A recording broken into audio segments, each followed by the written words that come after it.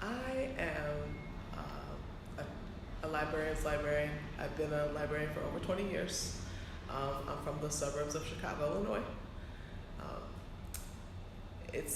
Being a librarian has been my first job since I was out of undergrad. Mm-hmm. I had a job as a library associate at Grand Prairie Public Library in Hazel Crest, Illinois, and I just fell in love with it ever since.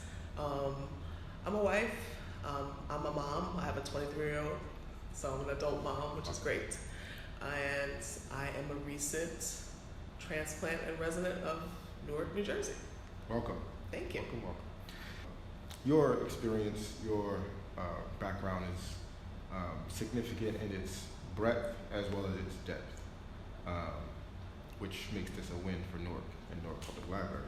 What are some significant kind of bullet points along your journey and your career that have stuck out and that you carry forward with you and you bring with you to this role? I definitely say working at Prince George's Memorial Library System. Mm-hmm. That, much like Newark, is a predominantly Black and brown community. Mm-hmm. I'm sure people are familiar with Prince George's County, Mm-hmm. Maryland. You've heard of it. Mm-hmm. And so there, I was the youth services department head for the Bowie branch, and the Bowie branch was it was like on a campus. So like the Performing Arts Center was there, we were there, and the high school was there. Okay. So guess who I had every day at 3 o'clock? Hundreds of teens, draped across the steps, draped across the shelves, sitting in the aisles, colorful language all throughout. It really was 3 different libraries. If you got there before 3 o'clock, it was a very quiet place, and it had moms and kids. If you came after 6, after they left, it was like an adult time. Mm-hmm. But between 3 and 6, and like the library was very notorious for that. Mm-hmm. And it wasn't in a good way. Okay. So what I did with that was I had to look at it and say, all right, what are we gonna do? I want these Black and brown teens to feel Mm-hmm. welcome. I want the staff to get acclimated. I want them to welcome them, and if we have to deal with it, we'll deal with any issues appropriately.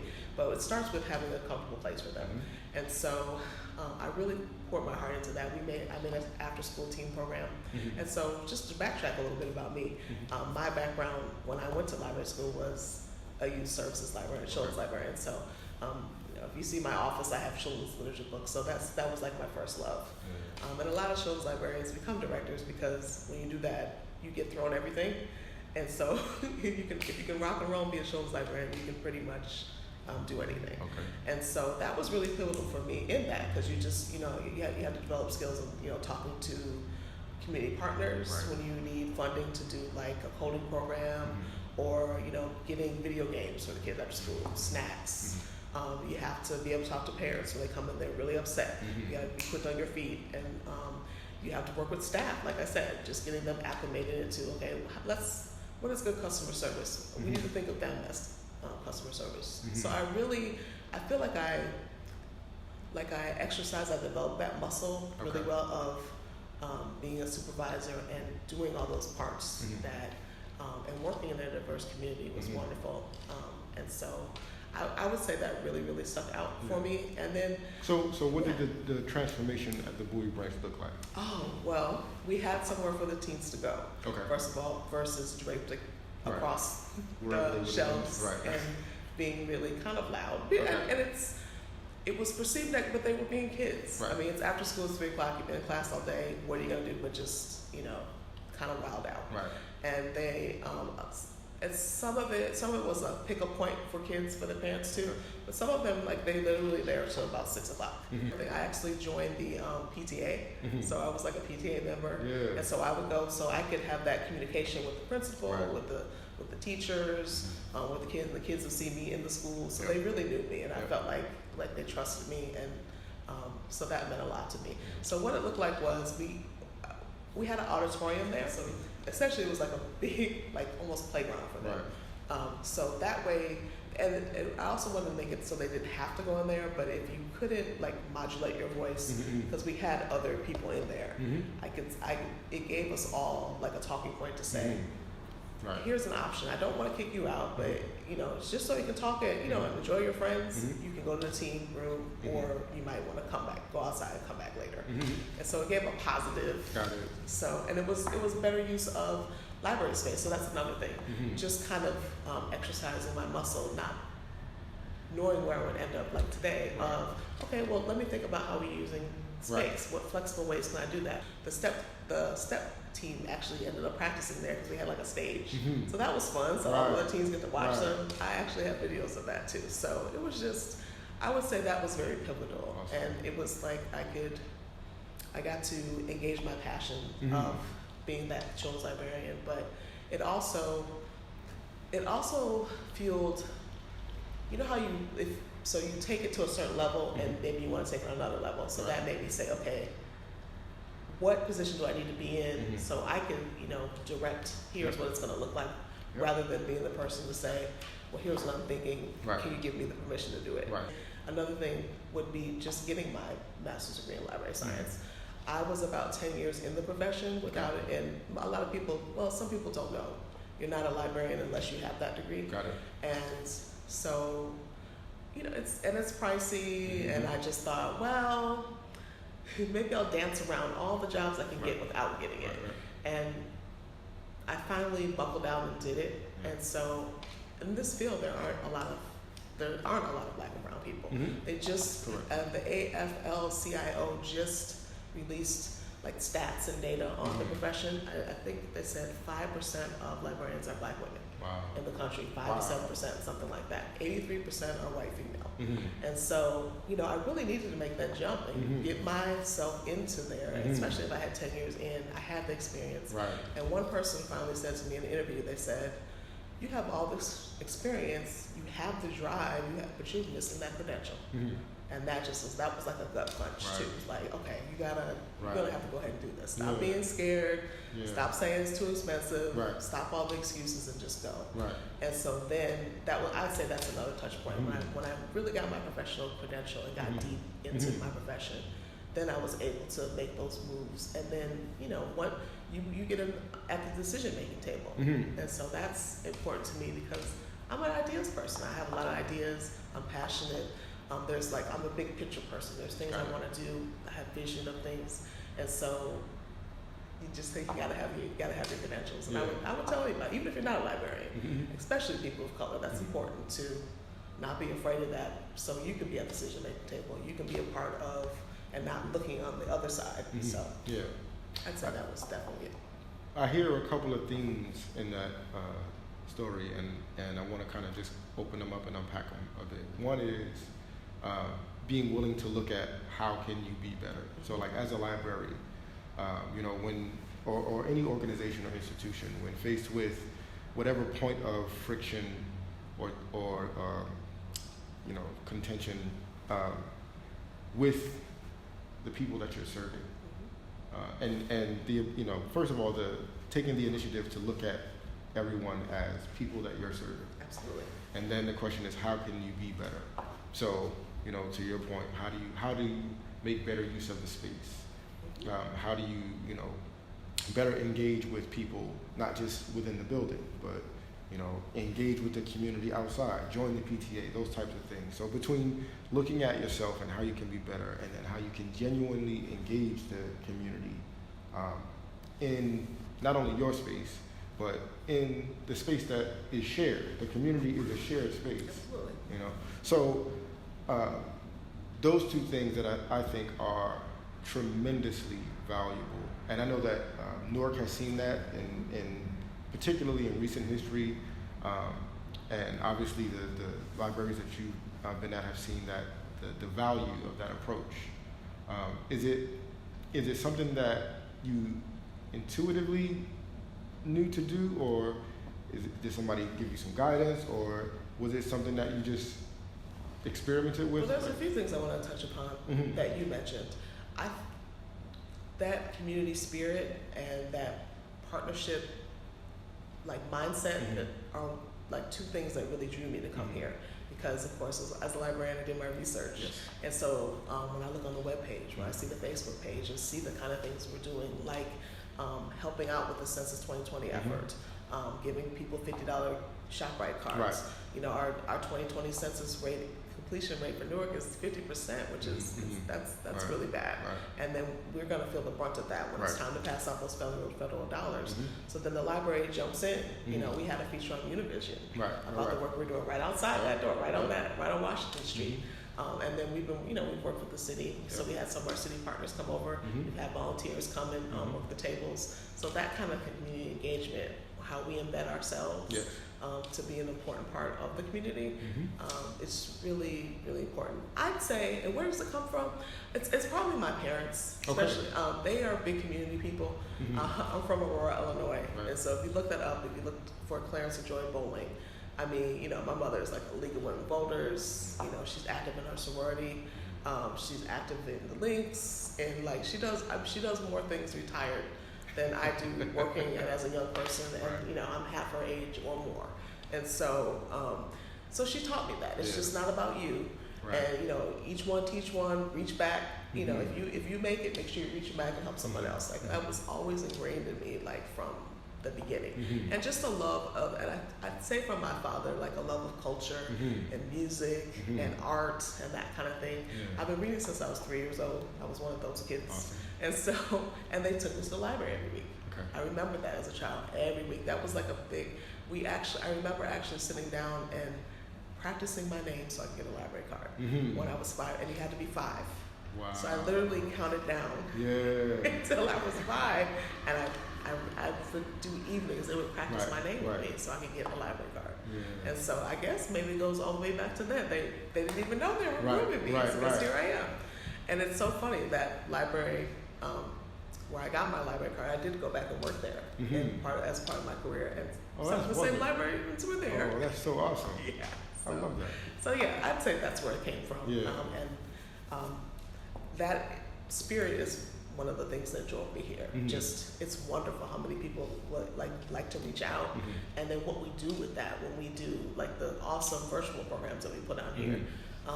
Like Tyson Haley are one of our, I call him one of our treasures. He had a sign language class online when we had to close our doors because of the pandemic. We didn't close our doors, but we were still open and we were here to serve. So he did a sign language class that had 12,000 people engaged in it. So that's worldwide.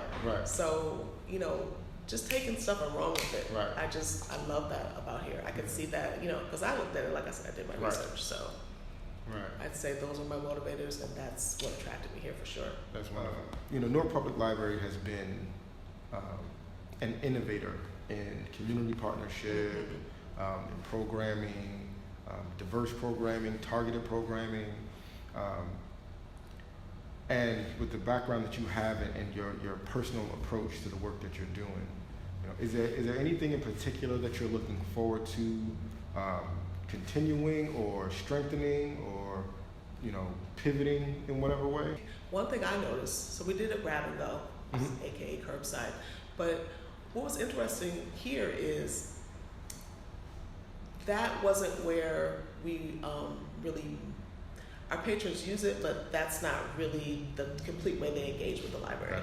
It's really more, they want to see us, they want to talk to us, they need to come in and do job applications or fill out unemployment or like fill out applications for their child's school or, you know, do their college apps. And, you know, there's, with a community that is a working class community and one that is striving, the digital divide is a big thing. So that's something else we're looking at too.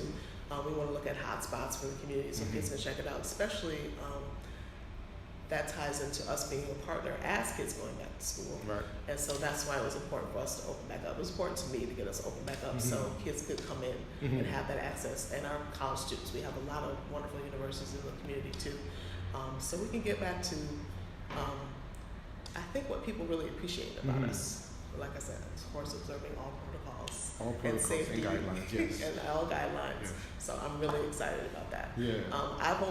I've had the unique position of only being here during the pandemic. So I've never even seen anybody in the building yet. So that's going to be exciting for me. I'm looking forward to it. Like I said, I'm a technology person. I'm very into that. So I really want to explore ways that, again, how we can be a support with this virtual learning, because it's not ideal if mom and dad are working and aren't big computer people themselves and don't have that access. then what do you do? So I'm looking forward to partnering with schools and our other community partners, and perhaps creating learning pods where kids can come in and have a tutor, that kind of thing.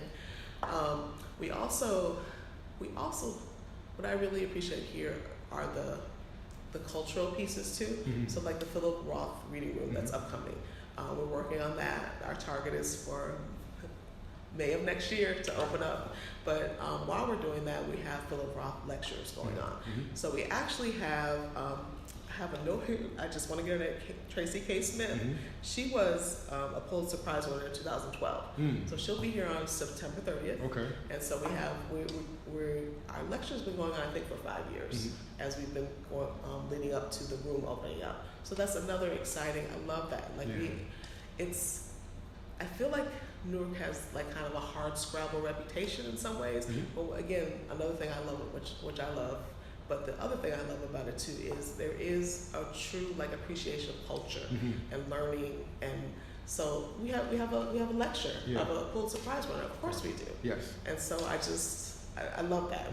Yes, I might be a hard scrabble. I may be a working class person, but I love my education. I feel like the community like that's the brand. And again, that was something else that attracted me here. I see the beautiful murals when I go by. There's there's kind of like artist workspaces. So that's so again, we're right aligned with that. So I'm looking forward to that lecture coming up. Those are just a few things that I'd say. One of the things that stood out to me in terms of your background and your strengths is the professional development of your team and your staff, and kind of building up the team to be better along the way. Absolutely. Why is that such an important thing to you? Well, part of it goes back to some things I mentioned earlier about what I was taught.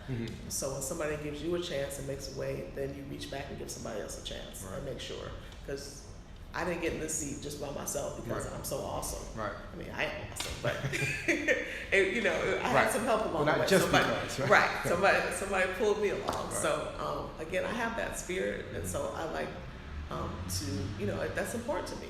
And when you get in this seat and you're the big picture person, you need that team to make it happen. So you're not in the mix of the programming as much as I love to be, because I love programming, but like my mentors have told me too, like, no, once you're on this side, you like let them do it, and then you just let it rock. So I have learned that's a wonderful part of it too, because you get to see some of your ideas into fruition. And the other thing I've learned is I don't have to have all the ideas. So that's another big part of the team.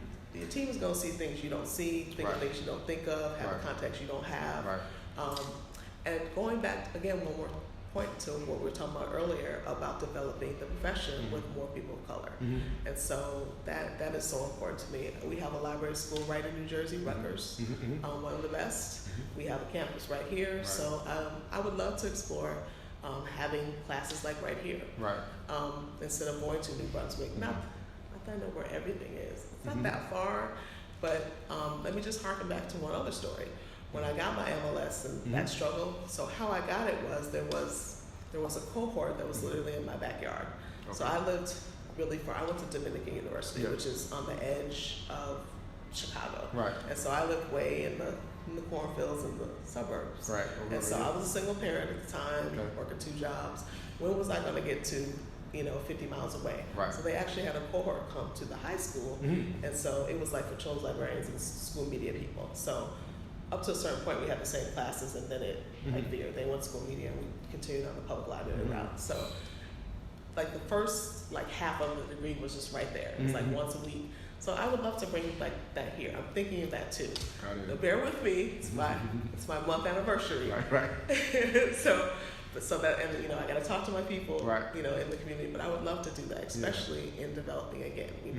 We really the people who come in the library, the staff that serves them should reflect who's coming in, and so that's another reason why that teamwork and collaboration is so important to me. So this is kind of going to be kind of like a rapid round of questions. Okay. Favorite music? Hip hop. Favorite food? Anything seafood. 3 of your favorite writers. I like my chiclet. Okay. I like my trash a little bit. Okay. So give me my Terry McMillan. Okay. She came on back and wrote another good one. Can we include Prince? Of He course. was, poetry. Oh, can we include KRS-One? Of course. Oh my gosh. Since I'm in the metro area, Mm-hmm. KRS-One, if you're listening, I would love. Yes. I would love to meet him. Come to the library, do a program, Right. something. If applicable, favorite time of day? Probably the morning before everybody gets up. Mm-hmm. Like this morning, much to my husband's chagrin, Mm-hmm. I was up at about 5 Mm-hmm. because I just started thinking about stuff, Right. thinking about plans, Right. and like I saw an email, I had an article that I was writing, Mm-hmm. it needed some edits. Mm-hmm. So I felt like I stole Right. about 2 hours in Right. before the day started, Right. and then like I can start the day without that hanging over my head. Right. And it's just quiet, and you watch Right. the sun come up. So now I can roll being a night owl too, but I'm probably more of a morning person. Okay. What are some of your delicious words? Infiltrate. Infiltrate. Oof, good one. Education. Mm-hmm. Creativity. Mm-hmm. Vibe. Mm-hmm. Culture. Mm-hmm.